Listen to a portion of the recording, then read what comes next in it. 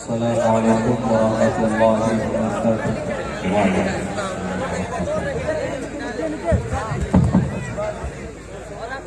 إن الحمد لله نحمده ونستعينه ونستغفره ونؤمن به ونتوكل عليه ونعوذ بالله من شرور أنفسنا ومن سيئات أعمالنا. من يهده الله فلا مضل له ومن يضلله فلا هادي له. ونشهد أن لا إله إلا الله وحده لا شريك له ونشهد أن سيدنا ومولانا محمدا عبده ورسوله. أما بعد فأعوذ بالله من الشيطان الرجيم. بسم الله الرحمن الرحيم. هو الذي أرسل رسوله بالهدى ودين الحق ليظهره على الدين كله ولو كره المشركون. وقال الله تبارك وتعالى في القرآن المجيد: ما آتاكم الرسول فخذوه وما نهاكم عنه فانتهوا. صدق الله العظيم. قال النبي صلى الله عليه وسلم: تركت فيكم أمرين لن تضلوا ما تمسكتم بهما كتاب الله وسنة رسولي. وقال النبي صلى الله عليه وسلم: إنما بعثتم ميسرين ولم تبعثوا معسرين، أو كما قال النبي عليه الصلاة والسلام. All compliments, all physical prayer and all monetary worship are for Allah. Peace be upon you, O Prophet, and Allah's mercy and blessings. Peace be upon us and righteous slaves of Allah subhanahu wa ta'ala. I bear witness that no one is worthy except of Allah subhanahu wa ta'ala. In the name of Allah, the most gracious, the most merciful. O my Lord, expand me my grace, ease my task for me. Remove the impediment from my speech so they may understand what I say. Om Sahna Bhavatu Sahno Bhunaktu Sahviriyam Karmamahe Tejasvana Vadidavastu Viddishavahe Brahmanantamanadi Vishwakurdajam Satyam Param Shasvatam Vidyayasya Sanatani Nigam Viddhe Bahunam Janmanamante Jnanvan Mam Parpatiyate Vasudeva Sarvamiti Samahatma Sudurlabha Udara Sarvadevete Jnani Tatmeva Maimatam Astitaha Sayyuktatma Mameva Muttamam Gatim Drishtiputam Vastraputam Satyaputam Vaded Vacham Vastraputam Jalam Tubhe. Om Shanti, Om Shanti, Om Shanti. جناب صدر محفل، stage پر علماء کرام اور اس جلسے میں دور دراز سے تشریف لائے ہوئے دینی ایمانی غیور مسلمانوں، نوجوان ساتھیوں اور اس بستی کے ہمارے سناتن دھرمی بھائیوں، پردے میں بیٹھی ہوئی ہماری سماج کی عزت دار ماں اور بہنوں، یہ جلسہ سیرت النبی کے عنوان پر منعقد کیا جا رہا ہے۔ بحیثیت خطیب ناچیز کو کرسی خطابت پر بٹھایا گیا، حالانکہ مجھ سے زیادہ، مجھ سے بڑے آپ کے صوبہ جھارکھنڈ کے شہر رانچی کے بڑے مستند اور معتمد محترم قاضی شہر بھی اس اسٹیج پر تشریف فرما ہے۔ علمی گفتگو ان اکابر کی ہوتی ہے۔ میں تو ایک طالب علم ہوں، اپنی زبان کی اصلاح کی غرض سے کچھ بات کرنا چاہتا ہوں۔ میرے بھائیوں، میرے ساتھیوں، اس دنیا میں اللہ نے انسانوں کو پیدا کرنے کے بعد یوں ہی نہیں چھوڑا ہے، بلکہ انسانوں کی رہنمائی اور رہبری کرنے کے لیے ہر زمانے میں، ہر علاقے میں اللہ نے اپنے پیغمبر اور رسول کو بھیجا ہے۔ ہمارے سناتن دھرمی بھائیوں میں ان کو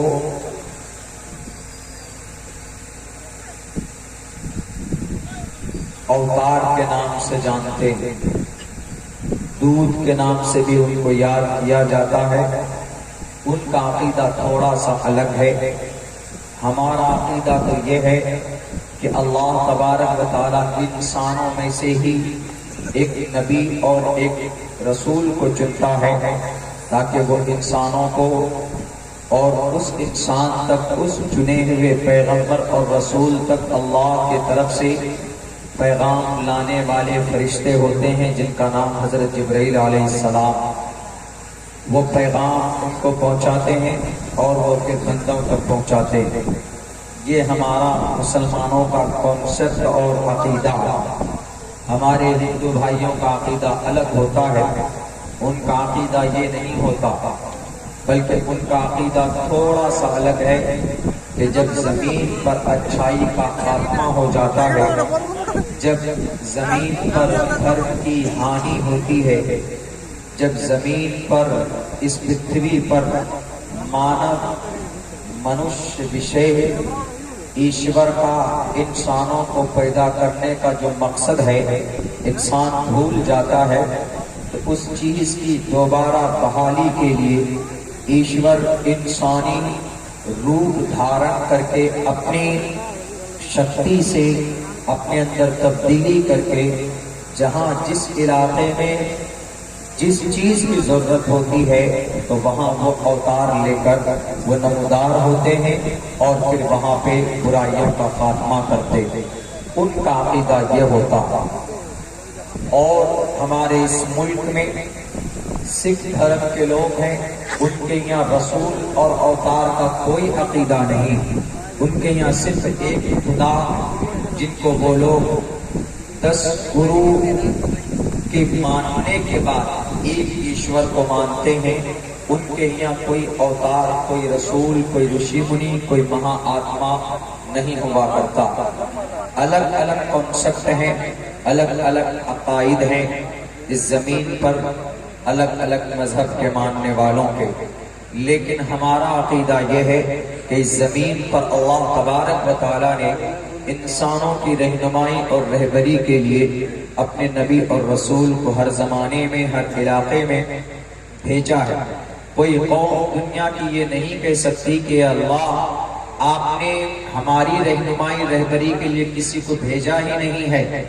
وَإِن مِّنْ أُمَّةٍ إِلَّا خَلَا فِيهَا نَذِيرٌ، پوری کائنات میں، پورے برہمانڈ میں، ہمارے سولر سسٹم میں 8 پلانٹ ہیں، ان میں سے ایک پلانٹ ہمارا یہ ارتھ ہے، یہ زمین ہے۔ اس پورے برہمانڈ میں جہاں پر بھی انسانی شکل میں جو مخلوق ہے، اگر وہ یوں کہے کہ اللہ ہمارے پاس کوئی پہچانے، کوئی ڈرانے والا یا کوئی خبر دینے والا نہیں پہنچا تو وہ غلط ہے۔ اللہ صاف لفظوں میں کہتا ہے وَإِن مِّنْ أُمَّةٍ إِلَّا خَلَا فِيهَا نَذِيرٌ، اس زمین پر کوئی قوم ایسی نہیں ہے کہ جس میں کوئی ڈرانے والا ہم نے نہ بھیجا ہو۔ اور انہی کی زبان میں بھی وَمَا أَرْسَلْنَا مِن رَّسُولٍ إِلَّا بِلِسَانِ قَوْمِهِ، اللہ نے نبیوں کو، رسولوں کو قوم کی زبان میں بھیجا ہے کہ جاؤ، آپ کی اس بستی کی زبان اگر بنگالی ہے، اگر آپ کی اس علاقے کی زبان اگر انگریزی ہے، سنسکرت ہے یا عربی ہے، تو یہاں پر اللہ نے اسی زبان کے نبی کو بھیجا ہے تاکہ گاؤں والے کو سمجھنے اور سمجھانے میں کوئی دقت اور کوئی پریشانی نہ ہو۔ وَمَا أَرْسَلْنَا مِن رَّسُولٍ إِلَّا بِلِسَانِ قَوْمِهِ، کہ زمین پر اللہ نے جتنے بھی انبیاء اور رسول اور اپنے فرستادہ کو بھیجا ہے انہی کی زبان میں، یعنی قوم کی زبان میں بھیجا۔ میرے بھائیوں، میرے ساتھیوں، اس سلسلے کی سب سے آخری کڑی پروفٹ محمد صلی اللہ علیہ وسلم ہیں۔ اب سے تقریباً 1490 سال پہلے، 1491 سال پہلے ان کا جنم ہوتا ہے۔ 1450 سال 51 سال پہلے تقریباً ان کو نبوت دی جاتی ہے، اور وہ اللہ کے تمام نبیوں اور رسولوں میں سب سے آخری نبی محمد صلی اللہ علیہ وسلم ہیں۔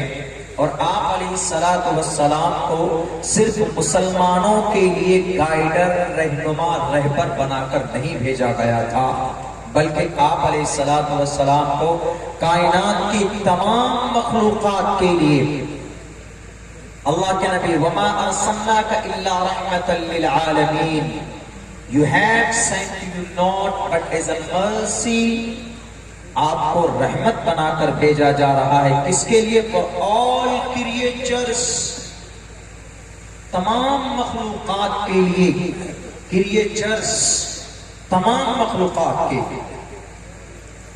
تو اللہ کے نبی علیہ السلام ہمیں گرو ہونا چاہیے، کیونکہ ہم لوگ محمد رسول اللہ کے غلام، عاشق اور ان کے امتی اور ان کے محب، ہم ان سے محبت کرتے ہیں۔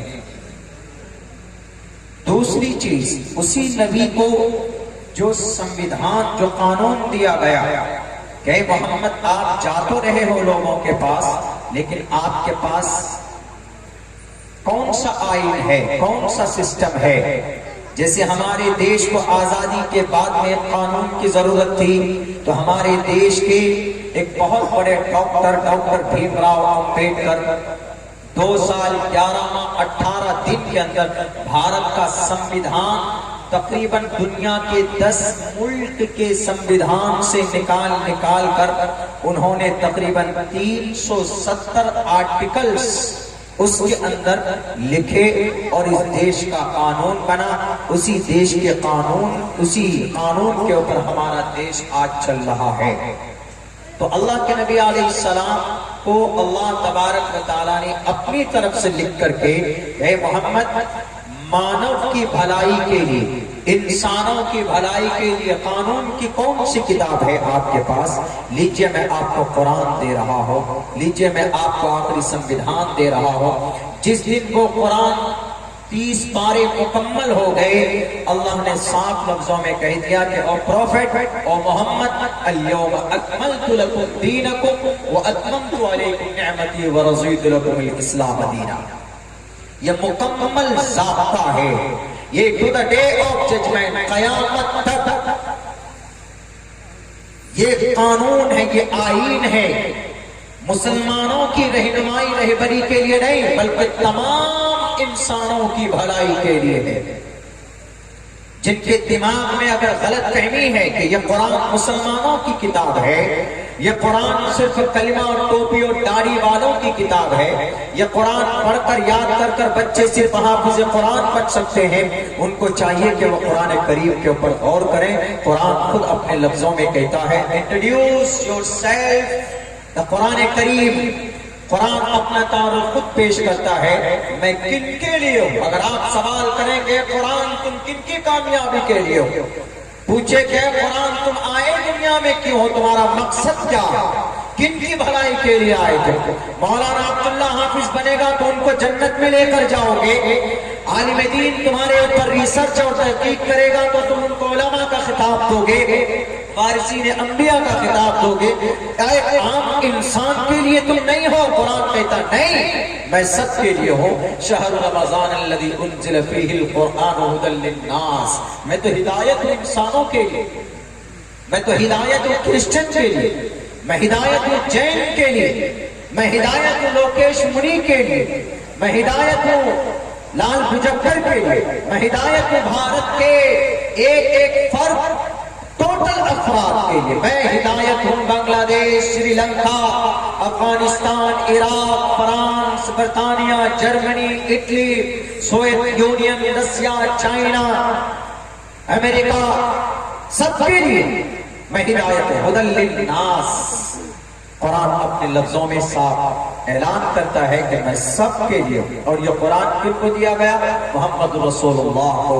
اب دیکھیں اللہ کے نبی فرماتے ہیں کہ جو شخص ان دونوں چیزوں کو مضبوطی کے ساتھ پکڑے گا، لن تضلوا، کبھی بھی وہ گمراہ نہیں ہوگا۔ لن تضلوا ما تمسکتم بہما، وہ دو چیز کون کون سی ہیں؟ کتاب اللہ، اللہ کا قرآن، و سنت رسول اللہ، اور اللہ کے نبی علیہ السلام کی سنت، یہ دو چیز۔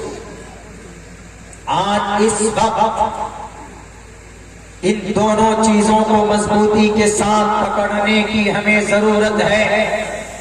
ہم نہیں پکڑے ہوئے ہیں۔ آپ کہیں گے کہ مولانا آپ کے پاس کیا پروف ہے کہ ہم لوگ نہیں پکڑے ہوئے؟ آپ سروے کر کے دیکھ لیجئے، پچھلے سال ایک ججمنٹ آیا تھا پردے کے اوپر کرناٹک ہائی کورٹ نے یہ ججمنٹ دیا کہ پردہ it is not integral part of Islam, it is not essential part of Islam, کہ پردہ اسلام میں ضروری نہیں ہے۔ علماء بیٹھے ہیں، حضرات مفتیان کرام بیٹھے ہیں، میں تو ایک طالب علم ہوں، میرے مطالعے کے حساب سے، میرے نالج کے حساب سے تقریباً 70 حدیثیں ایسی ہیں، 70 احادیث جو پردے کے وجوب پر دلالت کرتی، اور تقریباً قرآن کریم کی 7 آیتیں ایسی ہیں جو پردے کے وجوب پر دلالت کرتی۔ تو اس کے بعد بھی انہوں نے کیوں کہہ دیا کہ پردہ it is not essential part of اسلام کا حصہ نہیں ہے؟ کیوں؟ انہوں نے سروے کرایا، انہوں نے دیکھا کہ 35% مسلم عورتیں پردہ کرتی ہیں، باقی 65% عورتیں پردہ نہیں کرتی۔ تو انہوں نے یہ ریزلٹ نکالا، اگر پردہ ضروری ہوتا تو 65% عورتیں پردہ کرتی اور 35% عورتیں پردہ نہیں کرتی۔ اکثریت پردہ نہ کرنے والوں کی ہے، تو صاف پتہ چلتا ہے کہ پردہ اسلام میں ضروری نہیں ہے۔ تو ہمارا عمل پروف بنتا ہے۔ ہم پکڑے ہوئے نہیں مضبوطی سے، نہ قرآن کو نہ پکڑے ہوئے، نہ ہم اللہ کے نبی علیہ السلام کی سنت کو پکڑے ہوئے۔ سنت بھی ہمارے نوجوانوں کی زندگی میں نہیں، قرآن کریم کی تلاوت نہیں جانتے۔ بچوں سے پوچھئے کہ بیٹے بتاؤ لوڈلی محفل، ابھی فوراً بولے گا کہ پٹھان کا گانا، بے شرم رنگ پٹھان کا گانا، عشق تم سے پتہ نہیں کس کا گانا، ابھی فلم ریلیز مولانا اس کا گانا، ابھی بتا دیں گے آپ کو۔ ان سے پوچھو کہ بیٹا پڑھو اِنَّا أَعْطَيْنَاكَ الْكَوْثَرَ فَصَلِّ لِرَبِّكَ وَانْحَرْ، he is not able to recite the Holy Quran۔ وہ کہے گا کہ مولانا ہمیں قرآن کریم ہم نہیں جانتے یہ کیا۔ تو قرآن کو پکڑا ہوا نہیں پکڑا ہوا۔ آج ہمارا بچہ، میں یہ اس لیے کہہ رہا ہوں کہ یہ پریکٹیکلی میں نے ابھی 5 تاریخ کو پوچھا تھا بنگال، ادھر آپ کے مدناپور میں قریب میں جو ہے، وہاں ایک بچے سے میں نے پوچھا کہ ہم نے کہا بتاؤ 8 سال کا بچہ، ہم نے جیسے کہا کہ لوٹلی محفل، انگلی اٹھا کیسے کیا بولتا حضرت؟ بولتا ہے کہ پٹھان کا گانا مولانا، بے شرم ہے مولانا، یہ بھی پٹھان کا گانا۔ ہم نے کہا یہ دیکھیں، ہم نے کہا چلو یہ تو پٹھان کا گانا ہے، اب بتاؤ یہ کس کا گانا؟ قل هو اللہ احد اللہ الصمد لم یلد ولم یولد ولم یکن له کفوا احد، یہ کس کا گانا؟ وہ کیا بولتا مولانا اردو نہیں جانتے، وہی بچہ بولتا ہم اردو نہیں جانتے، اس کی انگلی نہیں اٹھی۔ اب وہ عربی کو اردو سمجھ رہا ہے، ہم نے کہا چلو یہ تم اردو سمجھ رہے ہو اس کو، چلو اور آسان ہے، مشہور ہے، بتاؤ یہ کس کا گانا؟ الحمدللہ رب العالمین الرحمن الرحیم مالک یوم الدین ایاک نعبد و ایاک نستعین اہدنا الصراط المستقیم، سورہ فاتحہ ہے۔ اور پھر کیا بولتا ہے؟ چپ خاموش، نہ انگلی اٹھانا نہ کچھ بولنا۔ پوچھا ہم نے فورس کر کے، وہ بولتا مولانا یہ بھی نہیں معلوم ہے، یہ بھی اردو میں ہی ہے، نہیں معلوم۔ ابھی پٹھان فلم کے گانے کا نام لیا تو انگلی اٹھا کر سوچتا ہے کہ آپ کو انٹیلیجنٹ سمجھیں گے مولانا، کہ بچہ بہت تیز ہے۔ بچہ تیز ہے، کوئی شک نہیں ہے، لیکن ان کی رہبری اور ان کی گائیڈ لائن صحیح نہیں ہو رہی ہے۔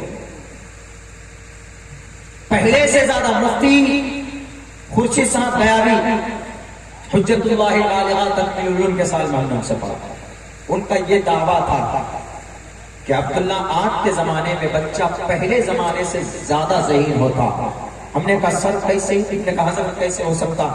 پہلے تو کچھ اور ہوتے. تو بولا نہیں، ذہین ہوتا ہے زیادہ. بولا پہلے زمانے کا مجھے موبائل کا فنکشن نہیں آتے، میسج کیسے ڈراپ کیسے سیو کرتے کیسے فارورڈ کرتے مجھے نہیں آتا. چھوٹا بچہ آج کل میرا چھوٹا بیٹا اس کو وہ ٹوٹل کی پیڈ نکال دے گا، وہ ڈسپلے چینج کر دے گا، وہ بیٹری کہاں سے نکلتی وہ نکال دے گا، پورے موبائل کا پوسٹ مارٹم کر دے گا. آج کے بچہ اتنے ذہین ہوتے ہیں، ان کی رہنمائی ان کی رہبری صحیح نہیں ہو رہی ہے، جس کی وجہ سے ہماری نئی نسل تباہ و برباد ہو رہی ہے، غلط راستے پر جا رہی ہے. آج ہم نے قرآن کو چھوڑ دیا، آج ہم نے سنت رسول اللہ کی پیروی نہیں کی، جس کی وجہ سے اتنی مضبوط سر بلند قوم آج ذلیل اور رسوا ہو رہی ہے. قرآن سے ہمیں محبت نہیں، قرآن کی تلاوت ہم نہیں جانتے، اللہ کے نبی کی سنت کیا ہے ہم وہ نہیں جانتے. سلمان خان پھٹی ہوئی پینٹ پہن کر آ جائے تو فیشن سمجھ کر اس پر عمل کرتے ہیں. رمضان کے مبارک مہینے میں روزہ نہیں رکھیں گے کیوں؟ مولانا ہمارا 6 پیک گھٹ کر چھوٹا ہو جائے گا، 4 پیک میں آ جائے گا، 6 پیک ہمارا 3 پیک میں بدل جائے گا، ہم روزہ نہیں رکھیں گے. من احیا سنتی عند فساد امتی فلہ اجر 100 شہید، متفق علیہ حدیث ہے. فساد امت کے وقت اگر جوان ایک سنت پر عمل کرتا تو اللہ تبارک و تعالیٰ 100 شہیدوں کا ثواب عطا فرماتے. ایک سنت پر نوجوانوں، ایک سنت پر اگر آپ نے عمل کر لیا تو 100 شہیدوں کا ثواب اللہ تبارک و تعالیٰ آپ کو عطا فرمائے گا. اللہ کے نبی علیہ السلام کی غلامی کو عملی اعتبار سے اگر دنیا کے اندر میں دعوے کے ساتھ دے سکتا ہوں کہ آپ کو کامیاب ہونے سے کوئی نہیں روک سکتا. ارے قرآن سے دنیا میں اگر کوئی محبت کرتا ہے، دنیاوی اعتبار سے اس کو سمان دیتا ہے، کرنا نہیں جانتا. بھارت کے اندر ایک تاریخ گزری ہے، 1836 کے اندر میں نے رانچی کے اندر بھی یہ واقعہ بیان کیا تھا. آج بھی آپ لوگوں کے سامنے ایک واقعہ بیان کرتا ہوں. ہمارے بھارت کے اندر بڑی سنکھیا ہمارے سناتن دھرمی بھائیوں کی ہے، ان کے پڑھنے والے ان کے ویدوں، رگ وید، یجوروید، ساموید، اتھرو وید، رامائن، مہابھارت، گیتا، پران، بھوشیہ پران، کلکی پران، متسیہ پران، بھاگوت پران، ان سب پرانوں کو، ان سب شاستروں کے اوپر جانکاری حاصل کرنے والوں کو پنڈت کہا جاتا ہے، گرو کہا جاتا ہے، ان کو مہاراج کہتے ہیں. اس دیش کے اندر ایک پنڈت جی جو برہمن ہوتے ہیں، ہمارے ہندو بھائیوں میں موت ہونے کے بعد ان کو جلا دیا جاتا ہے، ان کو چتا میں جلا کر آگ سے ان کی باڈی کو نشٹ کر دیا جاتا. میرے بھائیوں، بھارت کے اندر ایک پنڈت جی گزری ہیں جن کو جلایا نہیں گیا بلکہ ان کو دفن کیا گیا ہے، مٹی میں قبر کھود کر ان کو دفن کیا گیا ہے. آپ چپ کریں، کیسے مان گئے ہمارے سناتن دھرمی بھائی کہ ایک برہمن کو، ایک پنڈت جی کو ان کو جلا کر نہ بلکہ ان کو دفن کیا گیا، ان کی قبر کھود کر اس کے اندر ان کو دفنایا گیا. کیسے، کس وجہ سے؟ تاریخ میں بتاتا ہوں. 1836 کے اندر، 1836 دیش آزاد نہیں ہوا تھا، انگریزی حکمرانی تھی. اس وقت لاہور میں ان کی دکان تھی. 1836 میں ایک بچہ پیدا ہوتا ہے علی گڑھ کے اندر، علی گڑھ Uttar Pradesh, that is located in Uttar Pradesh. Uttar Pradesh میں علی گڑھ پڑتا، وہاں پر ان کا جنم ہوتا ہے. اور جب بڑے ہو جاتے ہیں تو وہ ایک جلد سازی کی دکان کھولتے ہیں. پہلے زمانے میں کتابیں ٹوٹ جاتی تھی، پھٹ جاتی تھی تو گدا ڈال کر ان کے اس کو بہترین طریقے سے اس کی جلد باندھتے تھے. ہم لوگوں نے بھی کیا اپنے پڑھنے کے زمانے میں ایسا پہلے ہوتا تھا. آج کل تو پی ڈی ایف کا زمانہ آ گیا، آج کل تو موبائل کا زمانہ آ گیا، اسی کے اندر سیو کر لیتے ہیں. تو ان کی 2 دکان تھی، ایک وجے کمار، ایک اجے کمار بک ڈپورٹ، جلد سازی کی دکان. اس کے اندر جلد سازی کرتا تھا. پوری زندگی گزر گئی. پنڈت کیول جوشی، یہ نام ہے ان کا، پنڈت کیول جوشی. پنڈت تھے وہ. پنڈت مطلب کو بولتے ہیں ان کے جیسے ہم لوگ اپنے علماء کرام کو بولتے ہیں، ویسے ہمارے ہندو بھائیوں میں جو پنڈت ہوتا ہے وہ ان کے عالم کو بولتے ہیں، یعنی وہ اپنے دھرم شاستر کا مکمل جانی ہے۔ لوکیش مونی صاحب کی طرح نہیں، انہیں پتہ ہی نہیں کہ اوم اللہ میں what is different between Om Allah, and he doesn't know about Om and Allah what is different کیا مطلب ہے، پڑھے نہیں، ان کو پڑھنا چاہیے۔ اندر مترا ورن مگنے ماہی رتو دیوس سسپرنو گرودمانم ایکم سد وپرا بدا ودنتی، کہ ایشور کے نام انیک ہیں، اسی کا نام برہما، اسی کا نام وشنو، اسی کا نام شیو، اسی ذات کا نام۔ پوچھ لیجیے اگر یہاں اس محفل میں اس مجمع میں کوئی سناتن دھرمی بھائی ہے، پوچھئے ذرا کہ اسی وشنو کا، اسی برہما، اسی پرماتما کا نام برہما ہے کہ نہیں، اسی ذات کا نام وشنو ہے کہ نہیں، اسی ذات کا نام شیو ہے کہ نہیں، اسی ذات کا نام اندر ہے کہ نہیں، اسی ذات کا نام مترا ہے کہ نہیں، اسی ذات کا نام ورن ہے کہ نہیں۔ لیکن صحیح نالج ہو تو بات آتی ہے سمجھ میں، جب صحیح نالج نہیں ہے، جانکاری نہیں ہے، تو مولانا ارشد مدنی کے بیان پر ان کے پیٹ میں درد ہو گیا، گرو جی کے پیٹ میں۔ وردمان مہاویر جین سوامی رگ وید یجروید ساموید اتھرو وید کو نہیں مانتے تھے۔ کون؟ وردمان مہاویر جین سوامی۔ اسی لیے انہوں نے جینی دھرم کو اپنایا اور بنایا۔ اسی جینی دھرم کا فالوور جین منی لوکیش صاحب تھے، جو دلی کے اندر مولانا ارشد مدنی صاحب کے بیان کے اوپر ان کو آپتی ہوئی۔ میں ادھر نہیں جانا چاہتا، میں یہ کہنا چاہتا ہوں کہ پنڈت ان کو بولتے ہیں جن کو شاستروں کا مکمل گیان ہو۔ کہ برہما سوتر کس کو بولتے ہیں؟ برہما سوتر کا نام آتے ہی ایکم برہما دوتیو ناستے نینا ناستے، ایشور ایک انیک نہیں۔ گایتری منتر کا نام آتے ہی گایتری منتر کی پوری تصویر ان کے ذہن میں ہو۔ اوم بھوربھوسواہا تتسویتروریرنیم، اوم اے وشنو، اے برہما، اے شیو، ہم سے جو بھول چوک ہو جائے ان کو تو معاف فرما دے۔ اوم بھوربھوسواہا تتسویتروریرنیم۔ جیسے ہی ہنومان چالیسا کا چرچا آئے تو پورے ہنومان چالیسا کا مطلب اور میننگ سمجھ میں آنا چاہیے۔ جے ہنومان گیان گن ساگر، اور اس کے پڑھنے کا مقصد بھی سمجھ میں آنا چاہیے کہ ہم ہنومان چالیسا کیوں پڑھتے ہیں، کس وجہ سے پڑھتے ہیں۔ وَيْن سنکٹ پٹتی پٹتہ ہنومان چالیسا، یہ سنسکرت زبان میں ہم نے بولا ہے کہ جب کوئی سنکٹ آ جائے تو پٹھتی پاٹھتا، پٹھتی اینڈ پاٹھتا ہنومان چالیسا۔ ہندو بھائی کا عقیدہ ہے کہ جب کوئی پریشانی آتی ہے تو ہنومان چالیسا پڑھتے ہیں وہ، تاکہ اس سنکٹ سے نکل پڑے۔ ان کا یہ کانسیپٹ، ان کا یہ عقیدہ ہے۔ ہمارا عقیدہ الگ ہے۔ ہمارا عقیدہ یہ ہے، ہمارے عقیدے کے ساتھ ساتھ میں انعام بھی ہے۔ ہمارے ہنومان چالیسا اگر ہمارے ہندو بھائی پڑھتے ہیں تو ان کو اس سنکٹ سے ممکن ہے کہ نجات مل جائے، ان کے عقیدے کے مطابق ممکن ہے، ان کے کانسیپٹ کے حساب سے۔ لیکن ہنومان چالیسا پڑھنے کے بعد میرے ہندو بھائیوں، مرنے کے بعد آپ کو پنیہ نہیں ملے گا، جو کچھ بھی ملنا ہوگا دنیا میں مل جائے گا۔ لیکن ہمارا قرآن وہ ہے، اللہ کے نبی علیہ السلام فرماتے ہیں کہ اگر کوئی مسلمان قرآن کی تلاوت کرتا ہے، مثال کے طور پر پریشانی ہے، جادو ہے، عصیب ہے، مفتی صاحب کے پاس گئے، مفتی صاحب نے قل اعوذ برب الفلق، قل اعوذ برب الناس یا سورہ فاتحہ پڑھ کر دم کر دیا، ٹھیک ہو گئے۔ لیکن مفتی صاحب نے جو پڑھا ہے تو مفتی صاحب کو پڑھنے کا الگ سے ثواب، دو فائدہ، ایک تو بیماری سے نجات اور ایک پڑھنے کے بعد اجر الگ سے۔ قرآن پڑھنے کا یہ فائدہ ہے۔ دنیا کی کسی اور کتاب کو پڑھنے کے بعد، پڑھ کر مرنے کے بعد کوئی اجر نہیں ہے، صرف قرآن ہے کہ آپ پڑھیں گے تو دنیاوی اعتبار سے بھی فائدہ ہوگا اور مرنے کے بعد بھی آپ کو اجر ملے گا۔ ایک حرف پر 10 نیکیاں، اگر اٹک کر پڑھیں گے تو ایک حرف پر 20 نیکیاں، 2 اجر، 2 گنا، 2 اجر 10 گنا اجر، 2 نیکی 10 گنا اجر بڑھا کر دیا جائے گا، یعنی 20 نیکیاں دیے جائیں گے۔ اگر کوئی مسلمان جو پڑھتا الحمدللہ رب العالمین الرحمن الرحیم مالک یوم الدین پھونک دیتا، وہ پھونک دیا، دم کر دیا، بیماری بھی دور اور پڑھنے کی وجہ سے مرنے کے بعد اس کو اجر بھی دیا جاتا ہے۔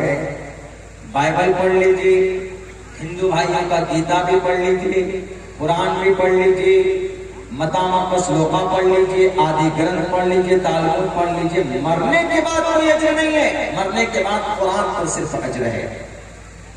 پنڈت کی بات آ رہی ہے، تو پنڈت ان کو بولتے ہیں کہ جو اپنے گرنتھ کا جانی ہو، جن کو اپنے گرنتھ کے بارے میں جانکاری ہو۔ شری کرشن جی کہتے ہیں کہ سچا جانی وہی ہے جو اپنے دھرم شاستر کی روشنی میں فیصلہ کرتا ہے، کسی نیتا جی کے کہنے پر نہیں۔ اپنے ڈپلیکیٹ خداؤں کو خوش کرنے کے لیے اگر کوئی کام کرتا ہے اور اس کا دھرم کا نام دیتا ہے اس کو، وہ دجال ہے، وہ مردود ہے، وہ ناستک ہے، وہ آدمی فسادی ہے جو آدمی اپنے شاستر کو، اپنے دھرم شاستر کو، دھرم گرنتھوں کو نہیں مانتا ہے۔ یہ میں نہیں کہتا ہوں میرے سناتن دھرمی بھائیوں، اگر آپ کی کان تک میری آواز پہنچ رہی ہے تو یہ منتر بھی سنیے گا، جس کے اندر شریمد بھگوت گیتا میں دو ٹوک لفظوں میں شری کرشن جی نے کہا، تسمات شاسترم پرمانم کی کاریہ اکاریہ ویوستھتو گناتوا شاستر ودھانوتم کرم کرتو مہرہسی، کہ دھرم گرنتھ کو پڑھ کر کوئی فیصلہ کرو کہ کون سا کام تم کو کرنا ہے، کون سا کام تم کو نہیں کرنا ہے۔ جو کام نہیں کرنا ہے اس کو مت کرو، اگر نہیں کرنے کا ہے تب بھی تم کرتے ہو تو یہ شاسترا ودھی متسرجہ ورتتے کام کرتا، تو یاد رکھو اپنے نفس کو خوش کرنے کے لیے اگر تم نے کوئی کام کیا ہے اس زمین پر تو ورتتے کام کرتا نہ سستی آپ کی زمین پر کو مکتی نہیں مل سکتی ہے۔ کسی پارٹی کی ورکری کرتے ہو، کسی پارٹی کے سی ایم کو خوش کرنا چاہتے ہو، اپنے منتری کو خوش کرنا چاہتے ہو، دھرم کو بالائے طاق رکھ دیتے ہو، بتاؤ ذرا کون سے دھرم گرنتھ میں کسی انسان کی ہتیا لکھی ہے؟ کسی بھی دھرم گرنتھ میں نہیں، نہ تو گیتا میں ہے نہ تو قرآن میں ہے۔ اگر قرآن پر کوئی الزام لگاتا ہے تو غلط ہے۔ قرآن کریم کے اندر تو جو کہا گیا، اگر کوئی انسان بلا کسی عذر کے کسی انسان کا قتل کرتا ہے یا زمین کے اوپر دنگا فساد پھیلاتا ہے، من قتل الناس بغیر نفس او فساد فی الارض فکانما قتل الناس جميعا، اس زمین پر فساد پیدا کرنا یا اس زمین پر کسی معصوم انسان کی ہتیا کرنا اگر کوئی کرتا ہے تو خدا کا قرآن کہتا ہے، مسلمانوں کا گرنتھ کہتا ہے، مسلمانوں کا انتم میسنجر بھی کہتے ہیں کہ اس زمین پر گویا اس نے پوری دنیا کے انسانیت کا قتل کر انسانیت کا خاتمہ کر دیا۔ زمین پر فساد کوئی کرتا ہے اپنے خداؤں کو خوش کرنے کے لیے، اپنے نیتاؤں کے باتوں پر عمل کرتے ہیں، اپنی کرسی اقتدار پر ہمیشہ تک بیٹھے رہنے کے لیے انسانی جانوں کے ساتھ کھلواڑ کرتے ہو، جانوروں کے نام پر مار دیا جاتا ہے، ان کو جلا کر بھسم کر دیا جاتا۔ کیا گیتا کا یہ اپدیش ہے؟ کیا قرآن کا یہ آدیش ہے؟ اگر نبی پاک علیہ الصلوۃ والسلام کے اوپر کسی کو اعتراض ہو کہ محمد نے تلوار کے زور پر جنگیں لڑی ہے، 23 جنگیں، تو یاد رکھیے اس بھارت کے ہمارے نفرتی کے لوگوں جیسے تلوار اٹھائی تھی شری رام چندر جی نے راون کے خلاف، ویسے ہی تلوار اٹھائی تھی شری کرشن جی نے کن کے خلاف؟ کوروں کے خلاف۔ بلکہ کہاں تھا ارجن کو کہ Arjun, why did you decide put down your bows and arrows behind your vehicle؟ اپنی سواری کے پیچھے بزدل بن کر کیوں چھپ گئے؟ اٹھو کتستوا کچملیدم وشمے سمپستدم اناریہ جرجم، تیر اٹھا اور ان راکشس کوروں کا خاتمہ کرو۔ کون کہہ رہے ہیں؟ کرشن جی کہہ رہے ہیں کہ جو کہ پرماتما ہے، جو کہ وشنو کے 8ویں اوتار ہے۔ ایسے ہی نبی پاک علیہ الصلوۃ والسلام نے جنگ بدر میں ان راکشسوں کے خلاف کے لیے آپ نے تلوار اٹھائی، جنگ احد میں، جنگ غزوہ خندق میں اور غزوہ حنین میں آپ نے تلوار اٹھائی اپنے قوم کو، اپنے ملک کو، اپنے کنٹری کو بچانے کے لیے، جیسے مہابھارت کے اندر ارجن نے تلوار اٹھائی تھی، جیسے راون کو مٹانے کے لیے شری رام چندر جی نے تلوار اٹھائی اور ہنومان جی کی مدد لیے، جیسے بھگوتی ماں نے اندکاسور کے خاتمے کے لیے درگم راکشس، درگم بڑا راکشس تھا، کسی سے ختم نہیں ہوتا تھا، برہما سے بھی نہیں، وشنو سے بھی نہیں، شیو سے بھی نہیں۔ شیو کون ہے جو زمین کو ایک ساتھ پلٹ سکتا ہے ہندو بھائیوں کے عقیدے کے مطابق؟ وہ شیو جو تانڈو کرتے ہیں تو کہا جاتا ہے کہ پاتال لوک تک ہلتا ہے، وہ شیو جی ان سے بھی خاتمہ نہیں ہوا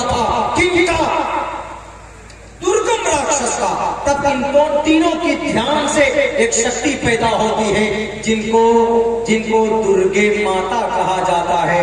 درگم راکشس کا وध ہوتا ہے تو اسی طاقت کو درگے ماتا کہا جاتا ہے. تو پتہ چلا کہ راکشس کے خلاف ہمیشہ ہر زمانے میں تلوار اٹھانا یہ دھارمک کام ہے، دھرم کا ایک حصہ ہے، بلکہ مانوتا کو بچانے کا ایک طریقہ. بات ادھر چلی گئی تو پنڈت ان کو بولتے ہیں جو اپنے گرنتھ کا گیانی ہوتا ہے. اپنے گرنتھ کا وہ پنڈت کیول جوشی.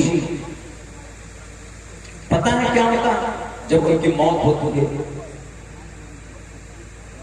چندن کی لکڑی پر چتا جلاتے، چتا کی تیاری کرتے کہ چندن کی لکڑی پر ان کی باڈی کو جلائیں گے.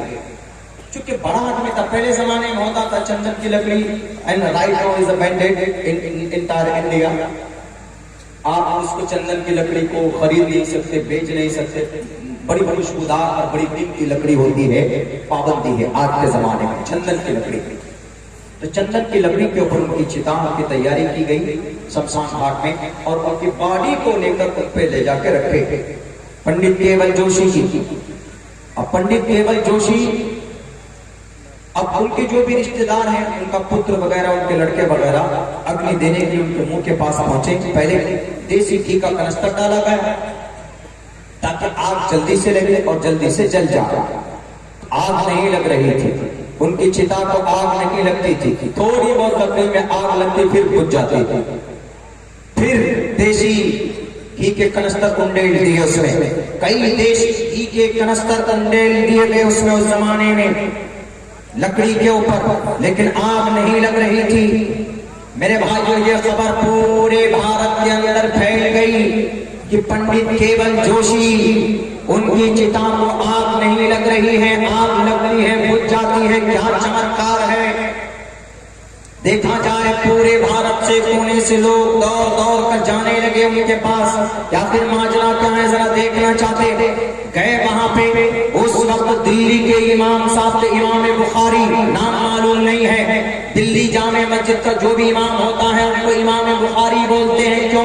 کیونکہ بخاری النسل ہے. ایک تاریخ ہے، بادشاہ شاہ جہاں نے جامع مسجد بنانے کے بعد بخارے سے امام صاحب کو بلائے تھے تو وہی نسل چلی آ رہی. ان کے پوتے پڑپوتے لکڑ پوتے سکر پوتے کی امامت ہے، اسی لیے امام بخاری بولتے ہیں. جیسے آج احمد بخاری، عبداللہ بخاری، انہی کے دادا پردادا کوئی تھے. تو ان کو پنڈت کیول جوشی سے ملاقات تھی، کافی کلوز دوستی اور قربت کا رشتہ تھا ان کا، دوستی کا آپس میں. تو پنڈت کیول آنند جوشی کی یہ خبر سنی تو فوراً امام بخاری ان کے شمشان گھاٹ پہنچتے اور ان کی چتا کے پاس قریب ہو کر لوگوں سے کہتے ہیں کہ لوگوں تم 100 کنستر دیسی گھی کے ڈال دو، تم پیٹرول چھڑک کر آگ لگاؤ، تب بھی ان کی چتا کو کوئی دنیا کی آگ نہیں جلا سکتی ہے. لوگ تعجب میں پڑ گئے، کیوں؟ کیا وجہ ہے؟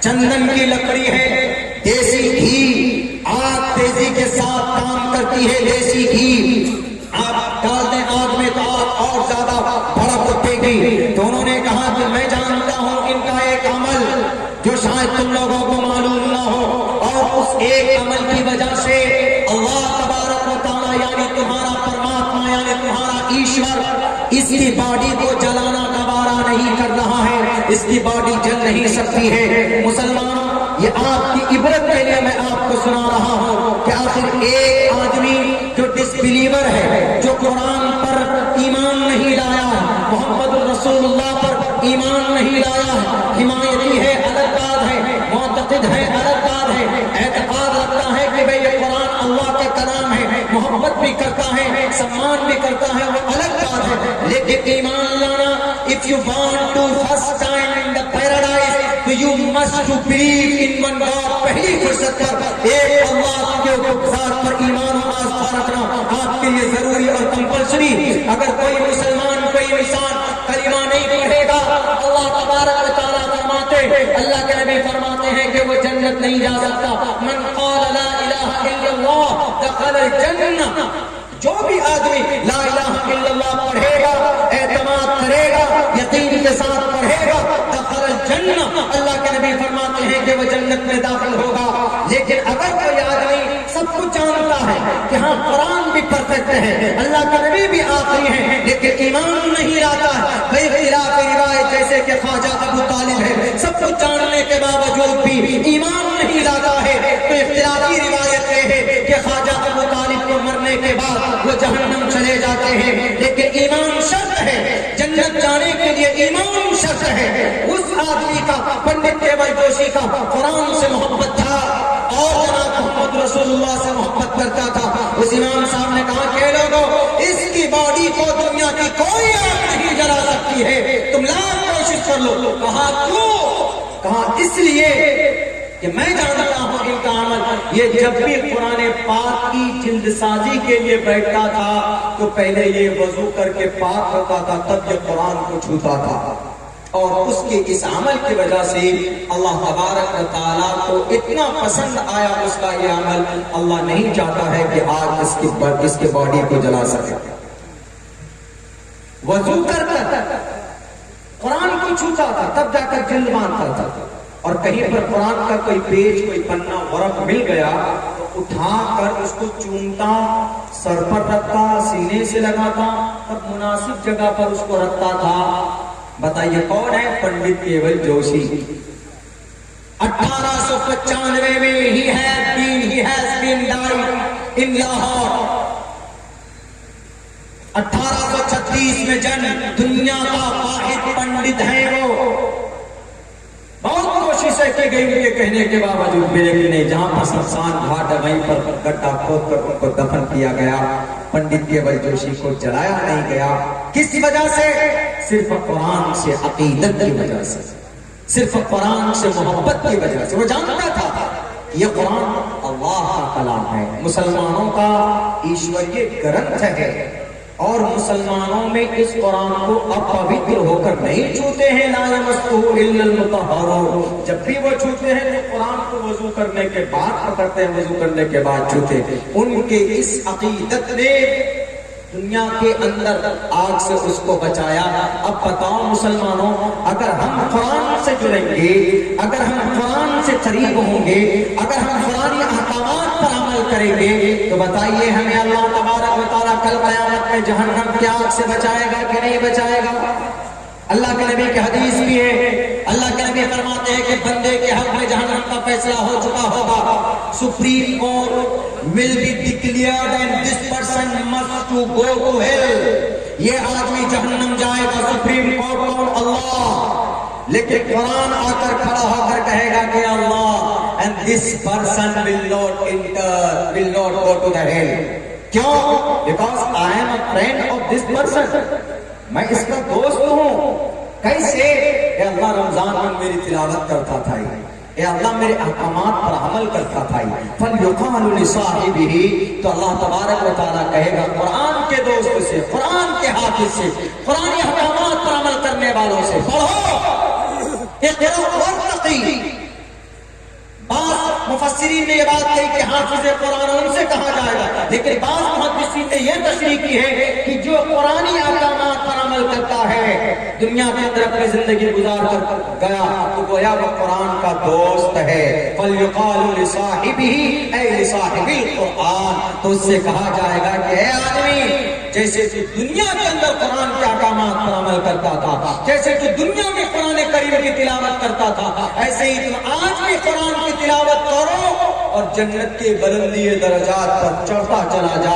میرے بھائیو، اگر خدا نہ خواستہ قرآن کا محافظ اگر جہنم میں گر جائے تو جہنم کی آگ ٹھنڈی ہو جائے گی، لیکن کبھی بھی قرآن کے دوست کو، قرآن سے محبت کرنے والوں کو جہنم کی آگ نہیں جلا سکتی۔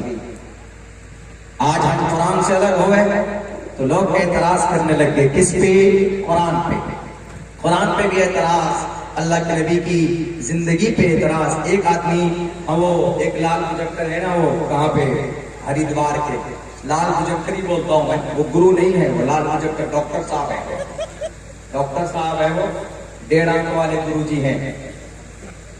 انہوں نے یہ کہا، غلط ٹپنی کی، دیکھیے میں شری رام چندر جی کے بارے میں، کرشن جی کے بارے میں، وشنو مہیش، اندکاسر وغیرہ وغیرہ کے بارے میں جب بھی بات کرتا ہوں تو میں سمانت ورڈ کا استعمال کرتا ہوں۔ श्री रामचंद्र जी, श्री कृष्ण जी, जो कि हमारे भारत के अंदर, हमारे सनातन धर्मी भाइयों का कॉन्सेप्ट और अकीदा जुड़ा है। इसीलिए कुरान में भी कहा गया, वला तसुफुल्लज़ीना यदऊना मिन दूनिल्लाह, बुरा भला मत कहो जो अल्लाह के अलावा किसी और को पुकारते हैं। व्हाट इज नीड टू से, क्या जरूरत है भाई, इज्जत के साथ हम नाम लेते, लेकिन वो गुरुजी क्या बोले, इस्लाम का मतलब, देखिए गलत फहमी कैसे पैदा की जा रही, इस्लाम का मतलब नमाज पढ़ो, बाकी जो मन में आए वो करो, यानी हिंदू बहनों से शादी करो, यानी लव जिहाद करो, दूसरे नंबर पर दंगा फसाद पैदा करो, ये तो बातें थी। क्या ये तो बात सही है उनकी कि न इस्लाम का मतलब सिर्फ नमाज पढ़ो, उसके बाद जो मन में आए वो करो?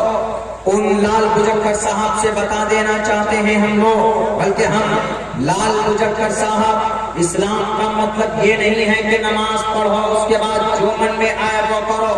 उनके कहने के मुताबिक नमाज पढ़ने के बाद तुम शराब भी पियो, नमाज पढ़ने के बाद तुम लव जिहाद भी करो, नमाज पढ़ने के बाद तुम सूद भी खाओ, नमाज पढ़ने के बाद तुम चुगलखोरी भी करो, नमाज पढ़ने के बाद तुम जनाब गीबत भी करो और दंगा करो, फसाद करो, उनका तो यही कहना है। लेकिन क्या नमाज पढ़ने के बाद ये सब चीजें इस्लाम में अलाउ है? पहली बात तो इस्लाम में न सूद जायज है, इस्लाम में न दंगा जायज है, इस्लाम में न झूठ जायज है, इस्लाम में बेपर्दगी जायज नहीं, इस्लाम में दीन को कबूल करवाने में जबरदस्ती किसी का धर्म परिवर्तन कराना ये जायज नहीं है। दलील कुरान करीम की आयत है, ला इकराह फिद्दीन, जबरदस्ती किसी का दीन और धर्म को बदला नहीं जा सकता, और हमारे जबरदस्त और किसी समाज की बेटी को देखने की परमिशन नहीं है इस्लाम में। कुल्लिल मुमिनीना यग़ुद्दू मिन अब्सारिहिम, मर्द के लिए भी पर्दा है इस्लाम में इस आयत में, और औरतों के लिए तो है ही पर्दा। कुल्लिल मुमिनाति यग़ुद्दूना मिन अब्सारिहिन व यहफ़ज़्ना फ़ुरूजहुन्ना, कुरान करीम के अंदर औरत और मर्द दोनों के लिए पर्दे का ऑर्डर है। और सुन लीजिए लाल मुजफ्फर साहब, आपको शायद मालूम नहीं है, आपने कहा कि इस्लाम में नमाज पढ़ो, जो मन में आए वो करो। पहली बात तो नमाज एक ऐसा अमल है, अगर कोई नमाज पढ़ता है खुशू के साथ, हुजू के साथ, लिल्लाहियत के साथ, इखलास के साथ, तो खुदा का कुरान कहता है, जहां पर नमाज का चर्चा है, ए अल्लाह आई ऑफर सलाह 5 टाइम्स अ डे, ए अल्लाह हम 5 वक्त की नमाज के ऊपर है, ए अल्लाह क्या फायदा होगा? अल्लाह कहेगा कि भाई it's your responsibility, I created you for this, for worship my self, मेरी अपनी परवरिश, मेरी अपनी इबादत के लिए मैंने तुमको पैदा किया है। Therefore you have to offer सलाह, तुम्हें नमाज पढ़नी है, you will have to offer सलाह, तुम्हें नमाज पढ़नी पड़ेगी, अल्लाह कहेगा। लेकिन अल्लाह क्या कहता है कि अगर तुम नमाज पढ़ोगे तो फायदा ये होगा कि इस नमाज के अंदर ऐसी ताकत है नमाजियों कि तुमको नमाज बेहयाई से रोकती है। कोई आदमी नमाज पढ़ता है तो अब उस नमाज के अंदर इतनी ताकत है कि वह आदमी को, नमाजी को, नमाज इन्नस्सलाता तन्हा अनिल फ़हशाइ वल मुनकर व ज़िक्रुल्लाहि अकबर वल्लाहु यअलमु मा तस्नऊन, अगर कोई खुशू के साथ, लिल्लाहियत के साथ, बेहतरीन ढंग से वजू करने के बाद मस्जिद में जाकर पूरे ध्यान के साथ अल्लाह को हाजिर और नाज़िर समझकर अल्लाह तबारक व तआला की ज़ात और मौत और आखिरत और क़यामत और जहन्नम, जन्नत का तसव्वुर करके अगर नमाज पढ़ता है तो जरा बताइए वो नमाज उसको फायदा देगी कि नहीं देगी? 100% वो नमाज उसको बुराइयों से रोकेगी। अल्लाह का कुरान तो कहता है कि नमाज पढ़ो, नमाज तुमको बुरी बातों से रोकती है। ये लाल मुजफ्फर साहब शायद जिन्हें अपने ग्रंथ के बारे में जानकारी ना हो, जिन्हें शायद अपने शास्त्रों के बारे में कुछ जानकार ना हो, कुछ उनके अपने ग्रंथ के कुछ श्लोक के बारे में कुछ डेफिनेशन मालूम ना हो, वो बोलते हैं कि नहीं जनाब इस्लाम में नमाज पढ़ो, जो मन में आए वो करो। अरे नमाज एक ऐसी पवित्र इबादत है, लाल मुजफ्फर साहब उस पवित्र इबादत को भी शास्त्राओं के जरिए से श्री रामचंद्र जी ने हनुमान जी को बताया है। क्यों कहा है हनुमान, अगर तुम ईश्वर के करीब बनना चाहते हो, अगर तुम परमात्मा के करीब बनना चाहते हो, तो सबसे पहले नंबर पे तुम ईश्वर ایشور کا نام لو، ایشور کے نام کو جپو. جیسے اسلام میں اللہ کے قریب بننا چاہتے ہیں، اپنے دل کو تازہ رکھنا چاہتے ہیں، زبان کو تازہ رکھنا چاہتے ہیں، تو کیا کہا جاتا ہے؟ وَذَكِّرْ فَإِنَّ الذِّكْرَىٰ تَنفَعُ الْمُؤْمِنِينَ. أَلَا بِذِكْرِ اللَّهِ تَطْمَئِنُّ الْقُلُوبُ. علماء بتاتے ہیں، صوفیاء کرام بتاتے ہیں، اولیاء اللہ بتاتے ہیں، اگر تم اللہ کے ذکر سے اپنی زبان کو تر رکھو گے تو تمہارا دل مطمئن ہوگا اور تم اللہ کے قریب رہو گے. اللہ کا قرآن کہتا ہے، کیا پرشنوتی کا منتر نہیں ہے لال ملکہ صاحب جس میں کہا گیا کہ ہے تو برمدستان کی ستسنگت دان بچار دوشا. اس زمین پر ایشور کے قریب بننا چاہتے ہو تو ایشور کے نام کا مالا جپنا پڑے گا. پرماتما کے نام کے وشیشتاؤں کے بارے میں لوگوں کو بتانا پڑے گا. یہ لوگوں ایشور کی بھکتی کرو، اے لوگوں دھرم کے نام پر دنگا مت کرو، اے لوگوں ہندو مسلمان نہ کرو، اے لوگوں ادھر اذان اور ادھر ہنومان چالیسا کا جھگڑا مت کرو، اے لوگوں ہولی کے اوپر یا عید کے اوپر دنگا مت کرو، اے لوگوں عید الاضحیٰ کے موقع پر اور دسہرہ کے موقع کے اوپر دنگا مت کرو، بلکہ تم سب ایک ماں باپ کی سنتان ہو. اگر مسلمان ہے تو اس کو آدم کی اولاد ہے تو آدمی کہا جاتا ہے، اگر وہ منو کی اولاد ہے تو اس کو منشیہ کہا جاتا ہے. اور دونوں حقیقت ہے آپ کے میدان میں، مسلمانوں کے شاستر قرآن میں ہے. لیکن ان کو نفرت کا ذریعہ نہ بنایا جائے، بلکہ ایشور سے قریب ہونے کے لیے ایشور کے نام کو جپو. تو شری رام چندر جی کہتے ہیں کہ ہنومان نام ایشور کا جپو. کیسے کہ ہیتو برہم گتی شانتی ستسنگ ستسنگ کرو. ستسنگ مطلب جلسہ کرو. ستسنگ، ست منے سچا، سنگ منے جمع مجلس.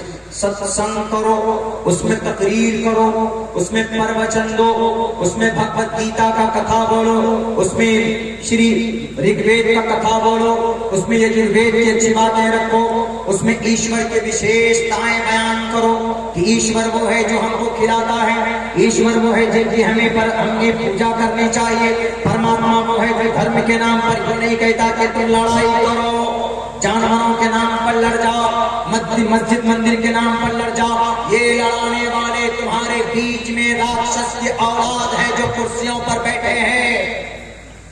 ہندو ہو کہ مسلمان ہو کوئی سروکار نہیں. اگر عبداللہ لڑاتا ہے ہندو مسلمانوں کو، عبداللہ سے بڑا راکشس کوئی نہیں ہے.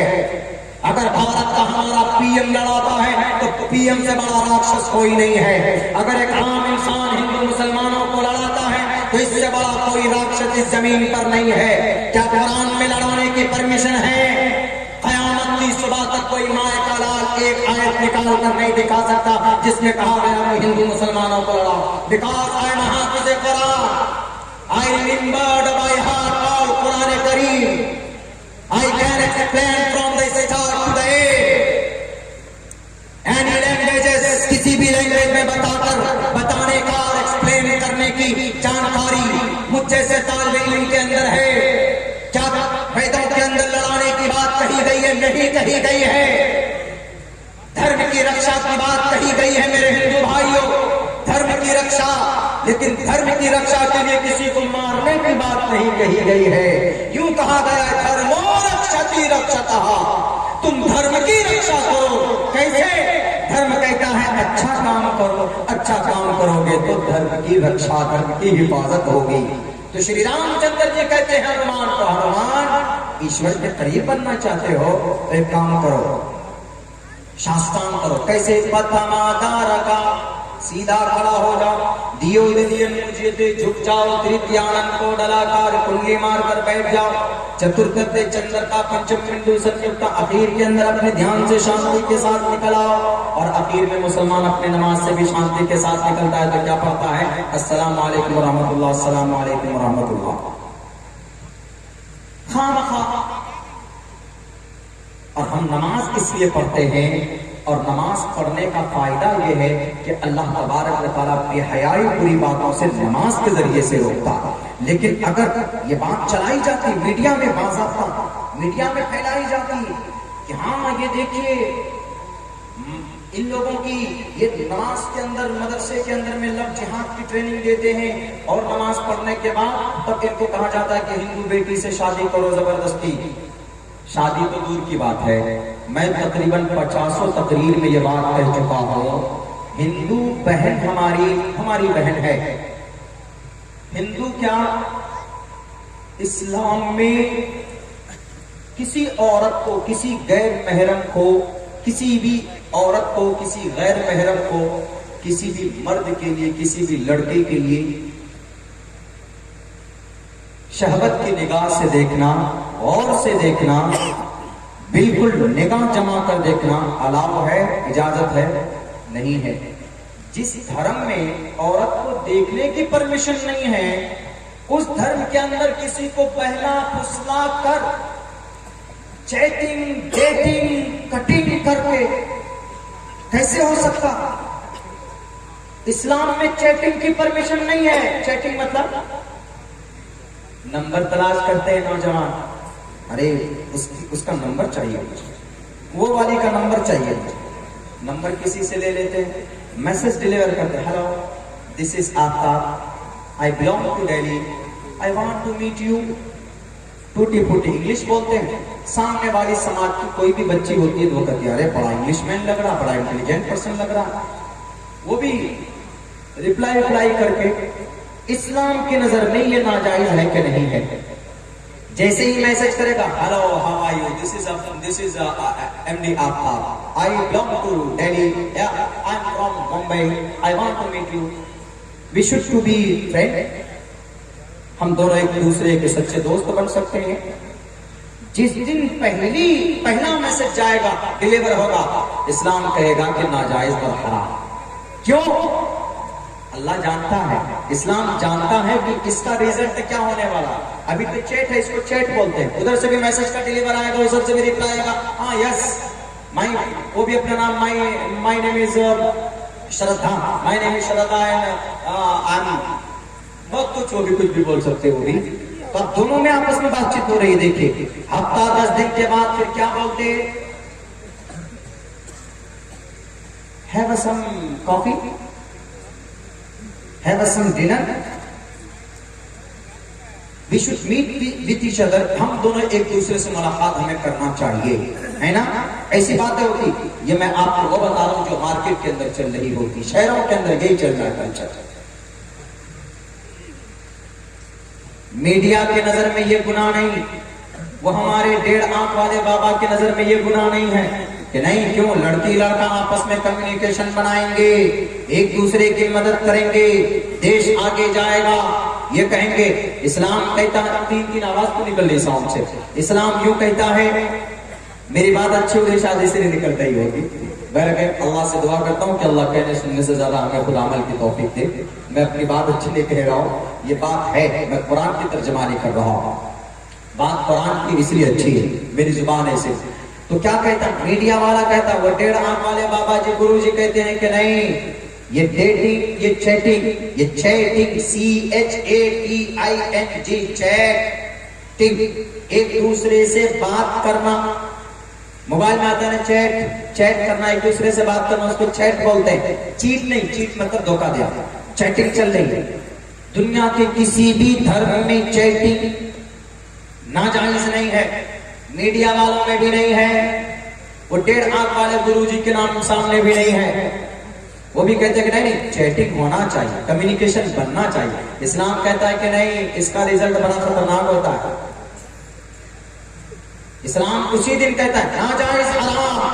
کوئی لڑکا اگر میسج سینڈ کرے گا اپنی کسی کو، سماج کی کسی بیٹی کو، کوئی بھی نیت، نکاح کرنے کی نیت سے کیوں نہ ہو، آپ نکاح کرنا ہو تو لڑکی کو نہیں میسج بھیج سکتے، اس کے ماں باپ کو کہو، ان کے پیرنٹس کو کہو کہ I want to meet your daughter، ہم آپ کی بیٹی سے نکاح کرنا چاہتے ہیں، میں فلاں لڑکا، فلاں کا بیٹا، آپ بھی بات کر سکتے ہو، لیکن بہتر ہے کہ آپ اپنے گارجن کو بھیجو۔ اس کا یہ مطلب نہیں ہے کل سے آپ لائن لگا دیجئے کام کے لیے، نہیں، طریقہ اسلام میں جو ہے۔ اللہ کے نبی علیہ السلام کو نکاح کرنا ہوا اما عائشہ سے، تو آپ علیہ السلام نے پیغام میں نکاح بھیجا، ڈائریکٹ نہیں کہا کہ عائشہ I want to marry you، نہیں، اللہ کے نبی نے حضرت ابو بکر صدیق کو خبر بھجوایا، اور خدیجۃ الکبریٰ کو نکاح کرنا ہوا محمد رسول اللہ سے، تو خدیجۃ الکبریٰ نے پیغام میں نکاح بھیجا، O prophet, O Muhammad, you are intelligent person، You are honest. آپ اچھے ہو. You have modesty, kindness, self-denial. I want to marry you. میں آپ سے نکاح کرنا چاہتے ہو. خواجہ ابو طالب کے پاس پیغام نکاح گیا تھا, تب نکاح ہوا. میرے بھائیو, دنیا کی کسی بھی دھرم میں چیٹنگ ناجائز نہیں ہے. چیٹنگ کے بعد پھر کیا ہوتا ہے؟ چیٹنگ کے بعد ڈیٹنگ ہوتی. ڈیٹنگ یعنی گھومنے جانا, ہوٹلنگ کرنا, ناجائز سمبند بنانا. لڑکوں کا اپنی اپنی سیٹنگ کو 14 فروری میں جس کو ویلنٹائنس ڈے بولتے ہیں, اس تاریخ میں گلاب کا پھول آدان پردان کرنا, یا راتوں کو 2 بجے تک اپنی موبائلوں میں بات کرنا کسی بھی غیر محرم لڑکی سے, کسی بھی عورت سے.